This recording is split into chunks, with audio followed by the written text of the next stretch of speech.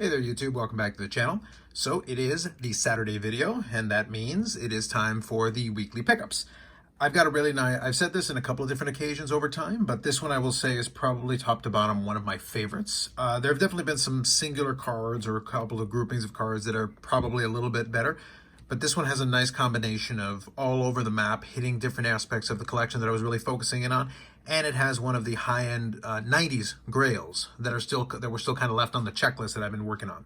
So as I go through this, I'll share with you different components of it, and some of these cards are not why they're significant to my checklist is not as obvious on first glance, but then I'll share with you the different pieces. So some of these are a little more than meets the eye. So let's get it underway. First one here. This one looks like a run-of-the-mill 97-98 line-to-line insert from Donruss. Now here's the thing. That is the promo, the sample version. So that was one that I was missing. There's also, according to Beckett, I haven't seen one, but according to them, there's also a die-cut version of the sample. But nonetheless, another nice one to add to the collection there. This one's just a nice card. This is the 99-2000 O-Pee-Chee Chrome. So there was the Topps Chrome and the O-Pee-Chee Chrome.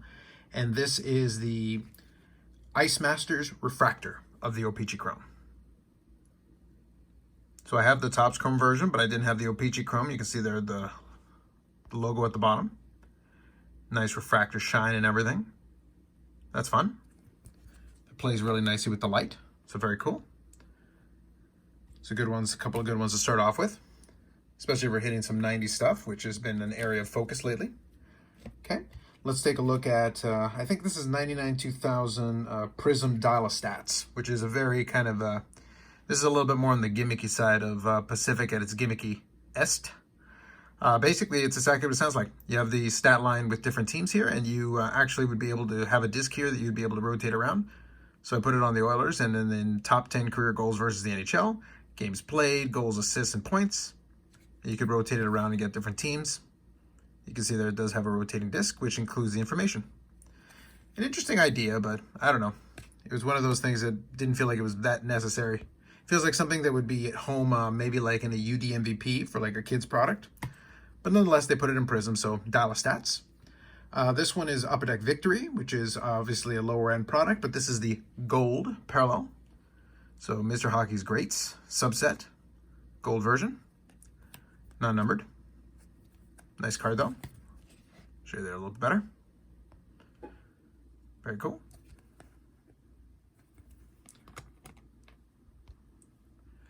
So just starting to fill in some of these sections of the checklist. So that's been an area of focus lately, especially.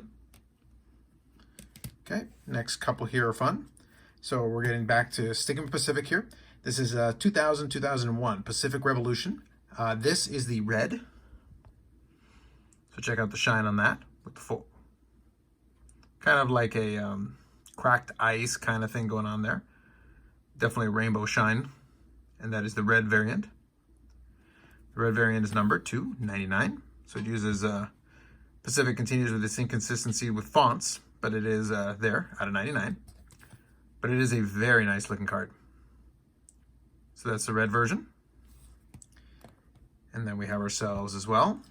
We've got the blue version. Same general principle. This one is numbered to 85.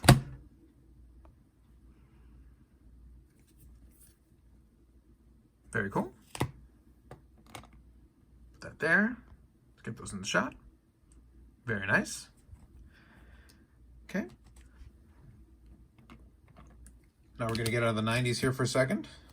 And then we're going to look at a later year, a later career thing. This is post-playing days. This is 2014-2015 O-Pee-Chee. This is the, I want to say black. I'll have to put it on the screen, but it is, I think it's a black rainbow. So it's one of the parallels. So at this point, he's under the Legends category for Upper Deck, so they get subset cards like this, but this is one of the parallels of that. Numbered to 100. So 14-15 O-Pee-Chee. I believe that's right, but anyway. This one will, I think, come into a little bit more play, not in this mail day, but probably in a subsequent one, but you'll get a little bit of a sense of why this one's interesting for me. But this is 2001-2002 Be a Player Memorabilia, and this is the Ruby parallel. And that is numbered using the unique numbering scheme there, 185 of 200, so numbered to 200. Very cool. Nice color. I do appreciate the ruby.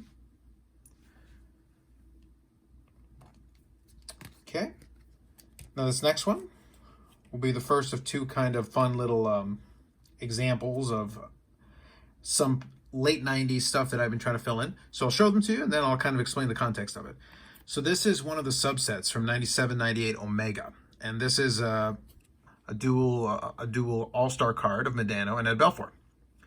And the thing with that year in Omega, you've got 6 total cards, including the parallels. So this is the gold, which is pretty easy to tell. Not a lot of foil on the names there, but you can tell from the logo as well. So that's the gold version. And then here is the dark gray version. Now these are a little bit tougher to tell, but I'll show you something here in a second that'll help. So that is the dark gray, and that does differ. So first I'm going to show you this, which will be a little bit of a help here. I'll put these two side by side. It is a little tough to tell, but the one closer to you is dark gray, and the other one is the base card, which is a little bit more silvery. It is kind of tough to tell, I fully acknowledge that, but I'll show you an example that'll make it a little bit easier. But that is the dark gray. Now the reason that's significant is that I actually, testament to player collector problems. So let me put that down there. Player collector problems. These were the last two that I needed to fill out the rainbow for this one.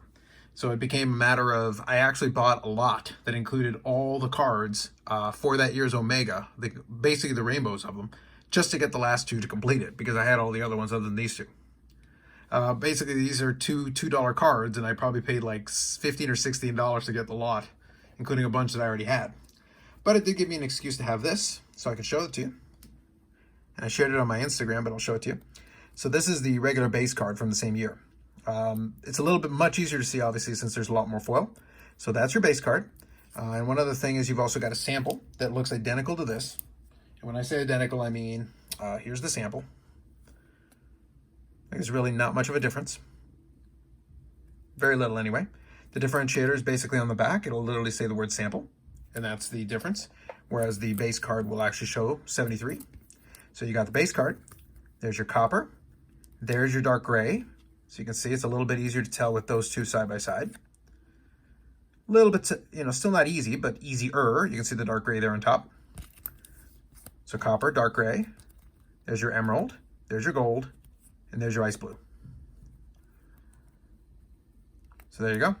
And like I said, I shared an image of this on my Instagram just to show you. So let me see if I can put them beside each other. And then you can see the player is etched on the foil itself, which is actually a very cool look. I actually really like the design of these. Came off pretty well. So that's kind of a cool looking grouping. So technically this is my second rainbow of this, and then these two help complete the one rainbow with the ones I already had. So very cool.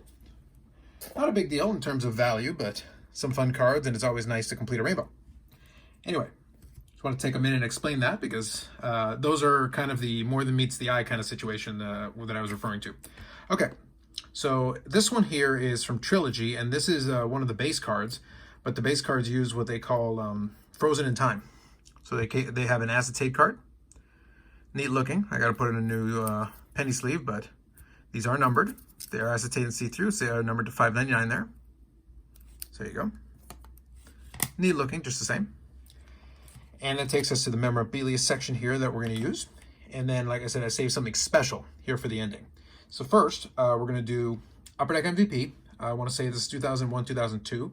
They had a variety of these different memorabilia cards that were under the Skate Around, was the subset grouping.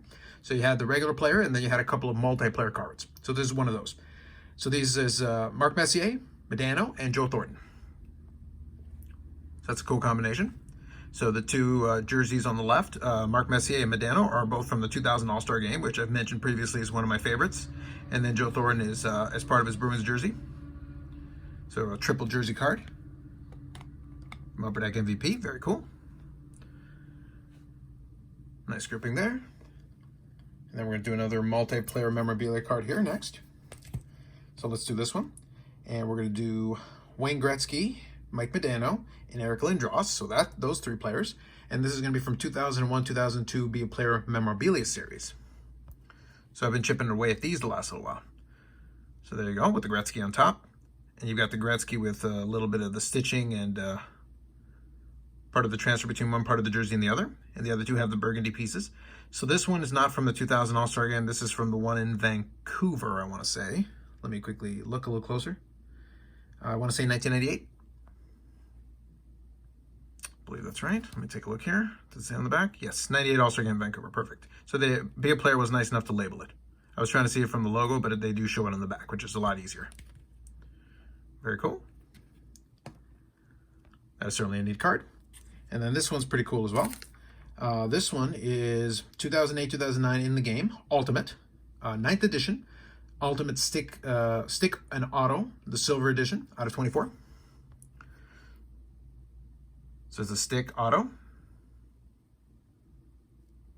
Very cool, out of 24. You can see Modano's got a very intense look, looking off the distance. Very nice, with the stick piece and a clean autograph. Always a nice bonus. Okay, so before I get to the last couple here, so I'm down to the last 2 cards, and the last 2 will have a little bit of a story to them, but then I'll share them with you. So let me quickly take these off, and then we'll finish this thing up here. Okay, so the last 2 are certainly worthy of being the last 2 for 2 different reasons, 2 different directions of getting it. One of them would normally be the last one, but I'm gonna start off with that one. So, you know, I've been chipping away slowly at the different cup cards because obviously they're some of the premium cards. And the cup is known for its autographs and autograph patches. Well, I just say patch cards, memorabilia cards, and then certainly autograph memorabilia cards. So this is certainly one of those. This is from 2005, 2006, the cup, sticking with the player era. And this is a limited logos patch autograph out of 50. But check out that patch. And that patch is basically the reason why, under normal circumstances, this one would be the highlight of the week. And it very nearly is. It's, I guess you could say, almost the co-main event, because that patch is sweet. So I want to make sure I get it zoomed in there. The autograph is got a couple of spots on it, which is unfortunate, but that patch more than makes up for it. And I paid a pretty penny for this one, but to me it was worth it to get a patch piece of that quality. Even for not a 50 card, that is very, very nice. There's the back of the card. Very cool. And one more time looking here at the patch. Got to get some mileage out of that. Okay, so number 49 to 50. Okay, so this last one, a little bit of story time. So first, this is not the card, but it'll allude to what I'm talking about. So what I'm going to do is I'm going to move the other ones, and then we'll finish off with these. So let me move the limited logos card out of the way. Move this guy. Make a little adjustment here in a second because these are 5x7s, so they're a little bit bigger. So we were talking a little earlier about rainbows, so we're going to finish off with talking about some rainbows. So let's do that. Okay. First order of business. So this is a card I've had for some time. This is the 97-98 Zenith 5x7. That is your base Zenith card. It's going to be interesting. Let's see if I can get a little bit of perspective on this. See if I can scan up just a smidge. There we go. It's a little better. All right, so there's your base card. So you already know I already have that one for a little bit. And then not that long ago, I picked up the Silver Impulse. Probably you can see where I'm going with this, but I'm going to finish the story anyway. So there's your Silver Impulse. All righty. So a little bit more limited, certainly. And all of these are uncut, by the way. Now, this is one that I've been chasing since these came out in 97, 98. These things are not easy to come by. As a matter of fact, I can't, they're, in my little search, I did the PWCC, like, old auction. And the last one of these that I saw, I think, sold in 2011 or 2012. And honestly, I can't remember another one prior to that. There may have been, but I genuinely don't recall. And usually I'm pretty good at remembering something that's this obscure that doesn't come up very often. So a seller came up, and this sprung up in one of my saved searches, and I had to have it. I did ask the seller if they would be willing to make a deal on it, and they basically just said, "Hey, make an offer on the thing." And I said, "Okay." I wanted to kind of gauge where they were price wise, so their answer was a bit non-committal. It didn't tell me what I needed to shoot for, but I made what I felt was a reasonable offer, and they ended up accepting it. Gave it a little time to think about it, and then ended up accepting it. So Completing that rainbow is the Gold Impulse 1997-1998 Zenith. So I didn't expect to have to make a cut there, but for some reason the iPhone camera kept recording the audio, even though the video literally froze on that image of these two cards. So I've gone back and I'm going to repeat what I said already. So I already introduced the card as the 97-98 Gold Impulse Zenith, which, if you guys know anything about these things, tough as hen's teeth to pull. It's got a little bit of golden sheen kind of thing going on. Obviously, it's labeled Gold Impulse. I'm not going to repeat everything I said. Numbered to 100, which for 1990s is super tough. And it's an uncut piece. I compliment the way to finish off the rainbow, which is fantastic. Now, obviously, I'm going to have to get some new 5x7 top loaders. These things deserve a little bit better. But this is a really cool rainbow that I didn't know necessarily I was going to ever be able to complete. So for me, it's a great accomplishment to have this particular grouping added to the collection. Like I said, I'll shorten up some of my comments here, but this right here is one of the kind of the Grail pieces from the 90s that I still had left to pick up. The other one being the Z Gold to complete this Zenith year, 97-98. That one is a missing piece. That's going to be a tough one as well. There are a few others that would probably be a little surprising, and some of them not so surprising. Some of them are insert parallels and things like that, but as far as a regular parallel, out of 100 in this era, I've got most of them. Like I said, with the exception of the Z Gold. And as obscure as it might seem, something like the UD Choice Prime Choice Reserve, something like that would be certainly something you wouldn't think would be tough, but it is one that doesn't come up all the time. But this one was on another level as far as not coming up very often. So it definitely stands out in that regard. But anyway, so it's really fun to have these three added to the collection. Very proud to have them. And some pretty good additions to the collection as well, including completing some rainbows. Now, the good news is that the re-recording here allows me to correct something I didn't do the first time. I didn't give the updated totals, so I'm going to do that right now. So with these new latest additions from the different categories, I now have 2,111, a nice round number. 2,100, I shouldn't say round number, but a nice clean-looking number. 2,111 different Mike Modano cards with 186 autographs, including the ones that were added this week, as well as 439 memorabilia pieces. So we're definitely making some progress towards 500 memorabilia pieces, working towards that. 200 autos, working towards that. And, you know, we'll chip away at that over time. But the big underlying thing, and I'll probably save it for another video, is that one of the little side goals that I've steadily worked on, I have my main goals for the year, but one of the things I started focusing in on is once I hit 2,000 cards, I had met my goal for that, for the year. And I decided, though, it would be kind of fun to work on some of the segments of the collection, focusing on the player era, stuff like this, and focusing on especially the late 90s period, and start knocking some of these things off when the opportunity presented itself. This one was kind of an accident, and as soon as I saw it, I had to have it. So it was definitely something that I appreciated being able to do. So now it's one less major piece to pick up. So we'll keep working on it. Anyway, so that's it for me this time around. Questions or comments are welcome. If you've checked out the channel before, thanks for coming back. If this is your first time, I do weekly pickup videos like this, usually focusing on the Modano collection, although I do dabble in some vintage. I think it'll be more of that towards the summer. Some of this stuff's going to start drying up a little bit. But we also do live streams, and we're going to do one. We probably, if you're seeing us on Saturday, we did one yesterday, Friday evenings at 9:30 p.m. Eastern Time, 6:30 p.m. Pacific Time, and usually I'll invite a cast of characters to join me. So if you've got a little time on a Friday, feel free to join us. Anyway, that's it for me this time around. Thanks as always for watching.